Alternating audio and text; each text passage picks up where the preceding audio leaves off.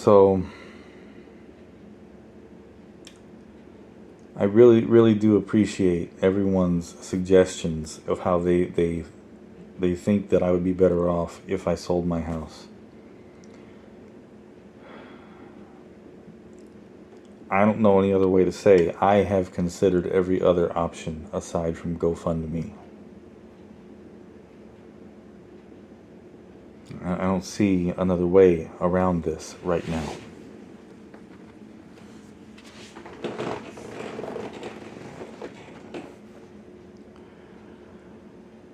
I've talked about this before too, because I had one follower that decided that because he didn't like my politics, he was going to try to prove that because I thought differently from him, that I must be trying to scam people. And he went and found my address and my mortgage rate, my mortgage details, my estimated home value. Went and found all that. He was good enough not to dox me. He didn't post my address, but he posted all the details of my home. And he thought that he was going to expose me in the comments, and I went and made a video explaining everything that he had posted, and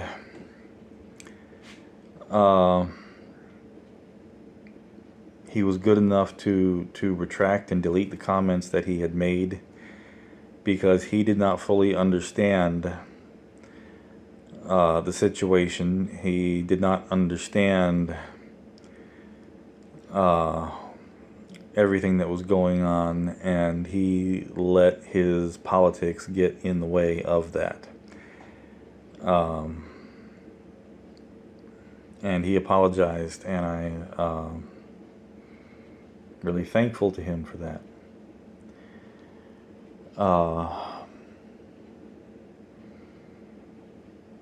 So yeah, I live in a little two-story farmhouse on 2 acres. And the estimated property value the last time I looked was $463,000. That's estimated value, and the real value would be less than that, because there's still a good bit of work that needs to be done on the house aesthetically.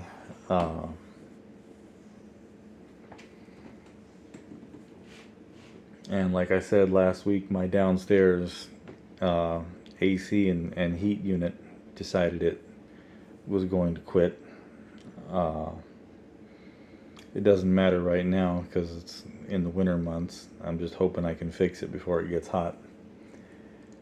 But I grew up without AC, so if I have to turn it off when my son's not here, which I did a lot over the past couple of years, I can do that.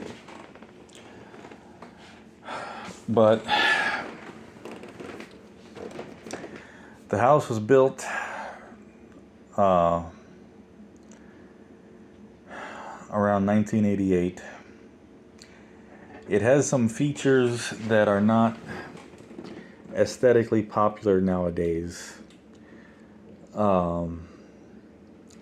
It has an odd wiring layout.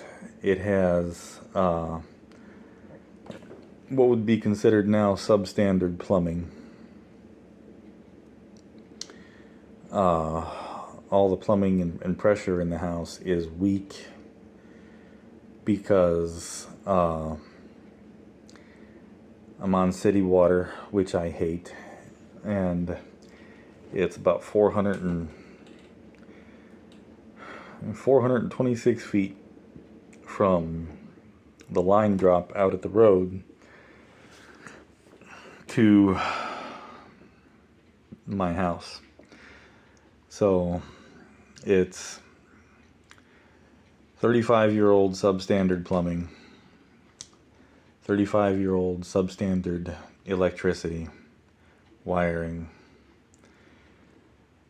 if I was to sell my house, anybody that was going to come in and buy it could make a hell of a case for getting it for much less than the estimated value. My ex-wife and I did when we bought the place. It was a fixer-upper foreclosure when we bought it back in 2014, and it was listed back then, I think, for I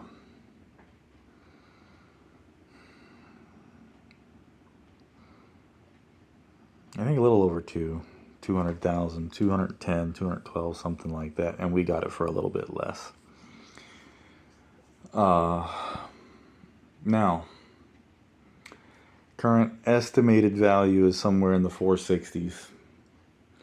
There was one point where it peaked into the 470s, but it hasn't been that high in a while. Guarantee I'm not going to get anywhere near close to that if I sell it. And I currently owe like 242 or 243,000. I got to look at my mortgage. I owe over 240,000 on the mortgage. If I sell this place, the mortgage is going to get paid first, and by the time I get mine, I'm not going to have money to buy anything else. Not here, not anywhere near close to here. I would have to go away from my son. I would have to go away from my doctors. And I would still end up having to rent.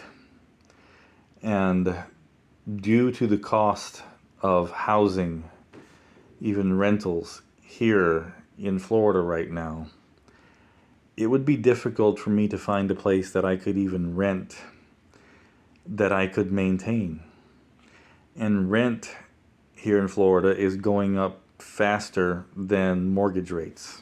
And they are blasted through the freaking roof.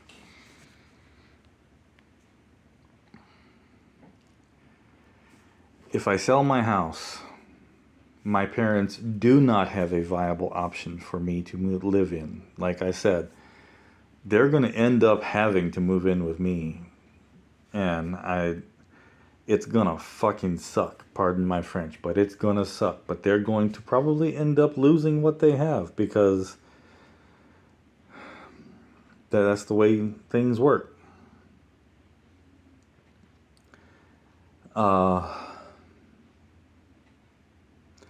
If I sell my house, I'm going to end up in a rental situation that I likely will not be able to maintain. Believe me, I have sat and crunched the numbers. If I sell my house, I will likely end up living in the back of my pickup truck within a year. And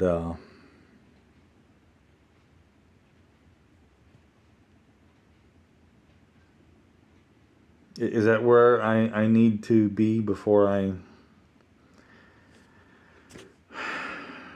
make a petition for GoFundMe? I mean, Miss Lisa made a comment, I guess last night, that I shouldn't be looking at the GoFundMe for a long-term solution. And I'm not.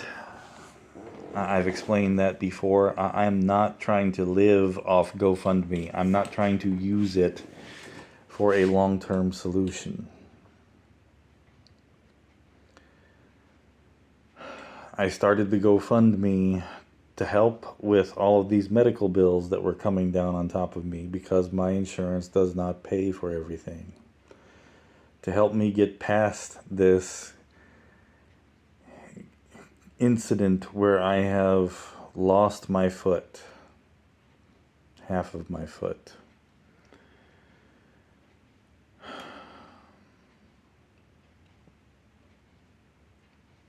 I'm not trying to use the GoFundMe to pay my mortgage.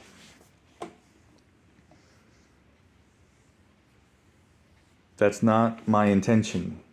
I have asked for those, for people to donate over this past month for this missed mortgage payment because I was able to keep it current, but because Medicare decided to stop paying my Part B premiums, I guess because I was using it too much, in August, and they didn't tell me, and Social Security didn't notify me until 3 months later, and they took $524 out of my November 1 check. And it was either pay utilities or pay the mortgage. The mortgage, I've got a little bit more time to work with, but, utilities, they don't give you that long before they just come and turn it off. I paid the utilities. This time, for my December 1st check, which I got the day before Thanksgiving, I paid the November mortgage payment. Now I don't have anything for December's mortgage payment. I'm trying to make something happen. I'm trying to petition philanthropic foundations to help me just with this one mortgage payment to keep me afloat. I am not trying to use GoFundMe to pay my mortgage or pay my bills.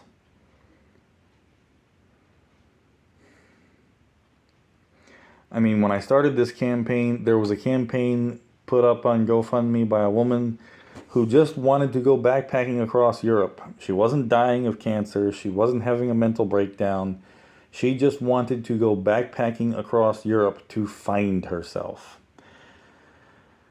I don't need to do that to find myself. I've found myself, and unfortunately, it's consistently in deep shit. And I think I'm not one to blow my own bugle, but I think I've done pretty damn good to keep myself afloat on my own, especially over the past 10 years. Doubly, especially after my wife left me and I had nothing.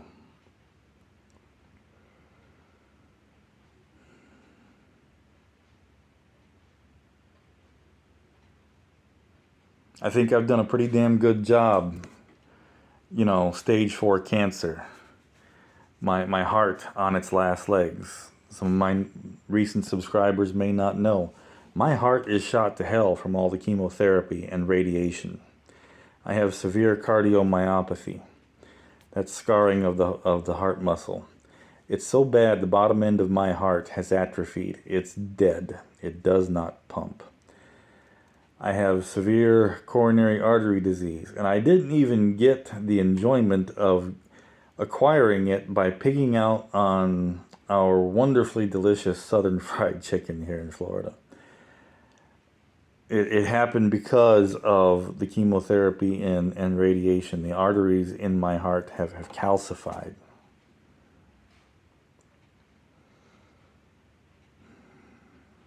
I have congestive heart failure. My heart is on its last legs, and I have no immune system, and even though it's hopefully inactive, I still have stage 4 Hodgkin's lymphoma, so I am not a candidate for heart transplant. My sternum is deformed from the radiation that I did back in 2014. When I asked my cardiologist about what the chances were of me needing a bypass, because when they first discovered my heart issues, the doctors at Mayo said that I was probably going to need at least a double bypass.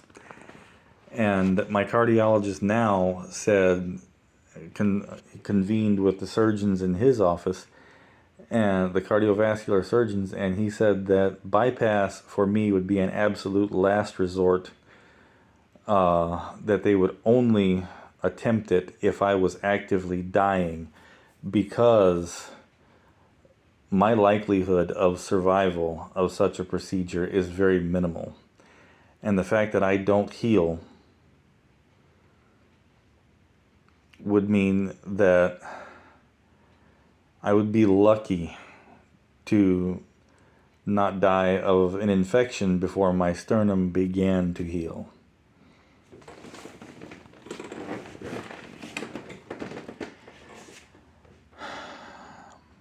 I think I've done pretty damn good. I mean, maybe I'm wrong. Maybe I'm patting myself on the back where I shouldn't be. But it's not just now that I have run into trouble like this. I've been fighting my ass off since the divorce. Since I went from a 2-household income where, yeah, I was getting Social Security and it wasn't much, but my wife was getting 140, 150K a year as a pharmacist. I went from that to trying to maintain what I had and survive on Social Security disability income. I think I've done a pretty damn good job. If you disagree, okay. I have turned to GoFundMe as an extreme last resort because I don't have anybody else. I don't have anywhere else to turn. There's supposed to be all these different programs that can help you with your mortgage, help you with medical bills when you're in a bad situation. But everywhere I go, they tell me because of my disability income, I make too much money to qualify for these programs. And I had one place tell me that I made, when I needed help with my electric bill a couple of years ago, back when FPL decided that they were going to start jacking our rates through the roof in summertime, they told me that I made too much money to qualify for the program to help pay my electric bill, but that I didn't make enough money to guarantee that I would not need their help again in another month or two. I have that on paper in the office.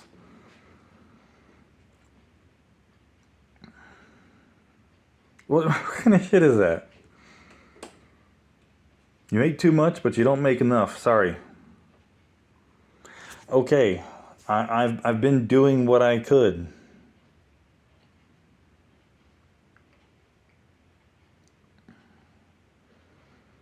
Before this shit happened with my foot, I would do anything that I could do to scrape together a few extra bucks here and there.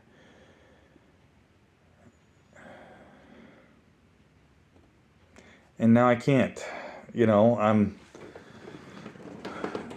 in this damn wheelchair most of the time. July. I had my half my foot amputated in July, and it's still not healed all the way. I was at the doctor yesterday.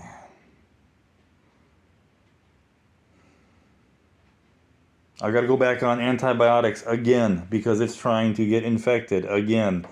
He put me on oral antibiotics. Hopefully, I won't have to go back to the hospital again. I'm dealing with this shit with my eyes. I've got to get them fixed. Yes. United Healthcare provides for me to have transportation to and from doctor's appointments. But the doctor that I want to see here in St. Augustine, I can't see until January 20th unless there's a cancellation, which I call their office every couple of days to see if there has been one. I had, I think Miss Lisa again suggested, go to a different doctor. There aren't any other ophthalmologists here in town that are capable of doing what I need done, that have the equipment in their office, I guess, and that take my insurance. So I would have to go out of town. And that means going to Jacksonville, which is, 30 miles away. Yes, I could get medical transportation to a doctor's appointment in Jacksonville, but this is not going to be one appointment. It's not like I'm going to go into his office, he's going to snap his fingers, and my eyes are going to be magically ready for glasses. When I talked to this guy for the preliminary, he said it's going to probably be several treatments, like it was when I had the bleeding vessels in my eyes. That took over 3 months for him to fix. And I mean, is anywhere else going to have an available appointment that much sooner? I don't know. I'm not trying to live off GoFundMe. I'm not trying to get other people to pay my way, to pay my bills, to pay my mortgage. I didn't want any of you regular folks making donations to my campaign. That is not what I was hoping for when I started this damn thing. I was hoping that it would go to, some philanthropic foundation or some, beyond wealthy rich guy that had so much money he didn't know what to do with it would see it and say, yeah, that guy's struggling. Let me help him out just a little bit so he can get back on his feet and earn some self-respect, go back to work and all that wonderful bullshit. Which it's really hard to get to that point, but I know you said I may not be able to do that, Ms. Lisa. I have to. I don't have a choice, but I have got to get to a certain point in order to be able to do that. I've got to be able to at least somewhat walk around, and I've got to be able to drive. I'm trying to get to that point. I am fighting my ass off to get to that point. I'm not angry or trying to belittle you or anybody else. Please don't think that. I'm just so frustrated because of the position I'm in. I hate this. I hate this so much. It makes me sick. Especially knowing the fact that most everybody, if not everybody, that has made a donation to my GoFundMe campaign are people that are just like me, or the folks that like I used to be, that are paycheck to paycheck folks. That I don't want any of those kinds of people to be making donations to my campaign. I was hoping that, I'd get somebody like Mr. Beast or Elon Musk or Jeff Bezos or one of those philanthropic foundations, like I said, that would be able to help me out just until I could go back to work. That's all I'm trying to do. I'm trying to get to where I can go back to work and go back to making my own way respectably, like I should. Earning my way. I don't want it any other way. I hate living on Social Security. And it's my money. I paid into the system, breaking my ass for over 20 years.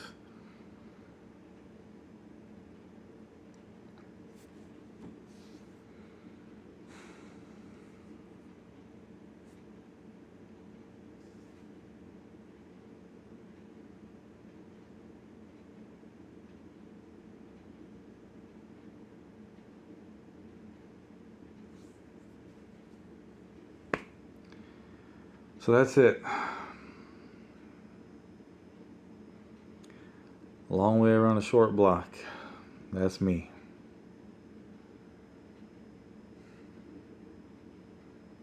It's either that or a long walk off a short pier.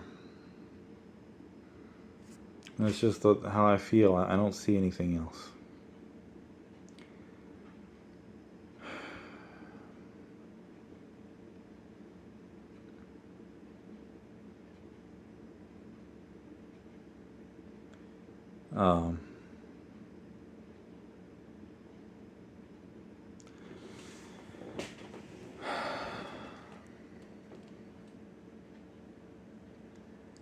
I can't think of anything else pertinent to add. Maybe I will later. I don't know, but that's the best I can explain it as to why I don't live with my folks, why I'm fighting so hard to hold on to my house.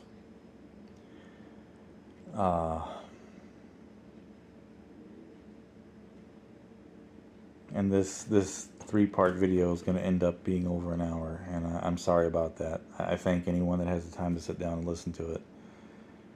I'm gonna cut it off here because I'm over 25 minutes again.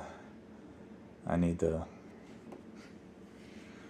go outside and fix something. I'll talk to you all later.